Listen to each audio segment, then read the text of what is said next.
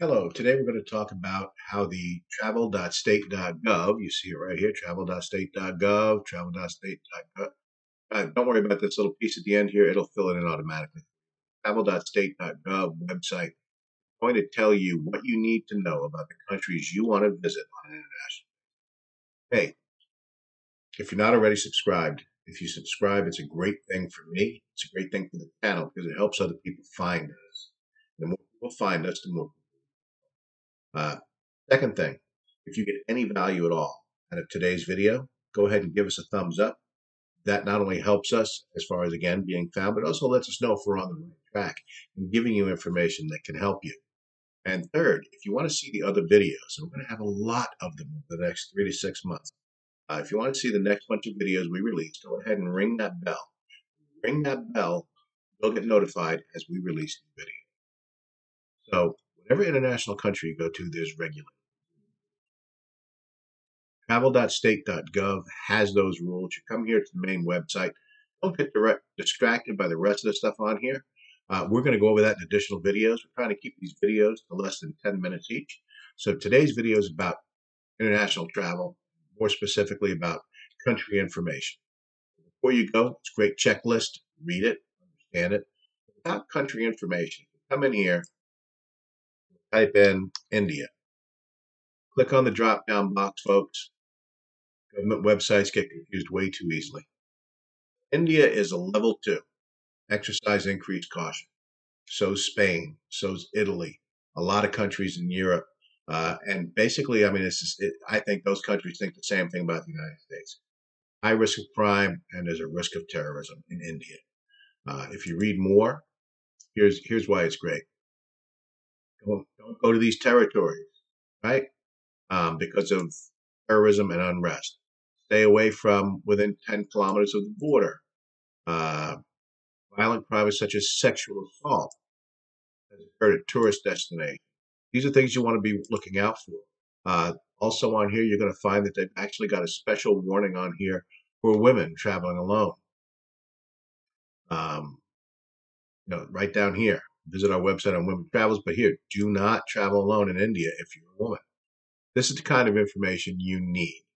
They tell you to follow Department of State on Facebook and Twitter so you can contact them really quickly on your phone.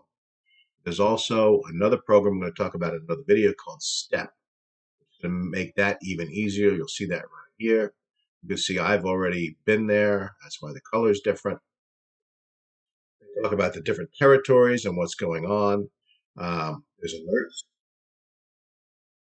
Even here, there's a demonstration, right? Hey, great. If you know about it, you can stay away from it and still see the things you want to see on different days.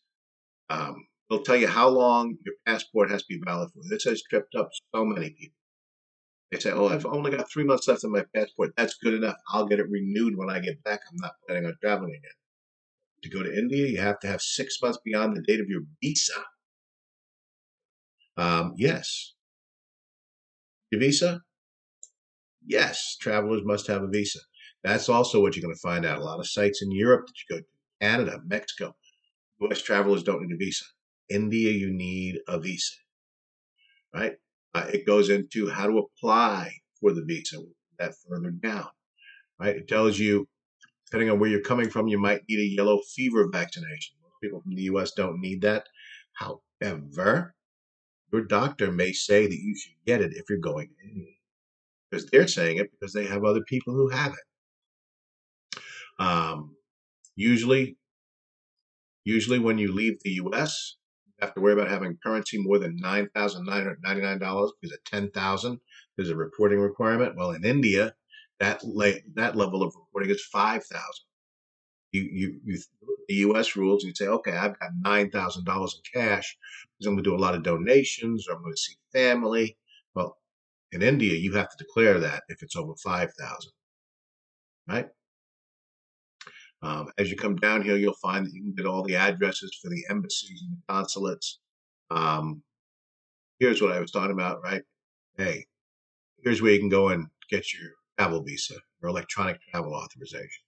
They give you all the requirements, FAQs. This website is a host of information. most people don't even know exists. And it's got every country that you can legally visit if you're a U.S. citizen. They go into safety and security, right? Again, they talk about the STEP program, that in a later video. As I come down through here, though, oh, is this far? Health. This is when I check every single time I travel internet.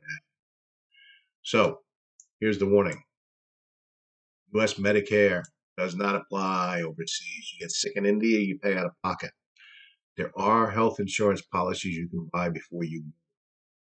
So talk to your travel agent. My wife is a travel agent, or look them up on your own. And make sure you've got medical insurance that will cover you overseas. If you're employed, check with your employer or the people who run your program. You very well might have international coverage. If not, you're probably going to want to buy it. Vaccinations, be up to date on all your vaccinations. Well, that's easy, right?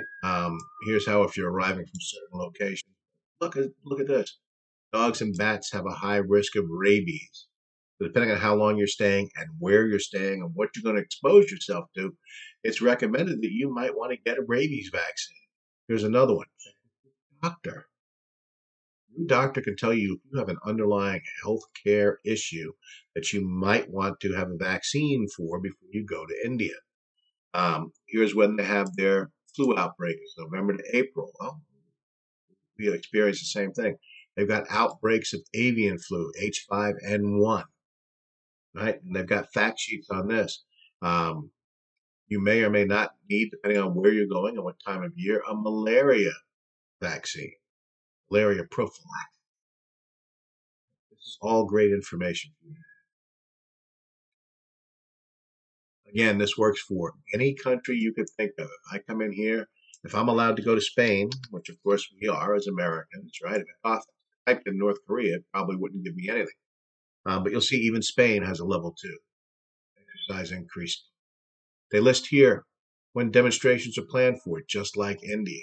Again, you could stay away from those. Your passport, 6 months recommended, 3 months is required. 3 months is required. That's all European countries, but you can go and look at how many blank pages you have to have in your passport. If you travel a lot, you may need to get additional pages. Right? All the same information here as before. Health is going to be the same thing, COVID-19.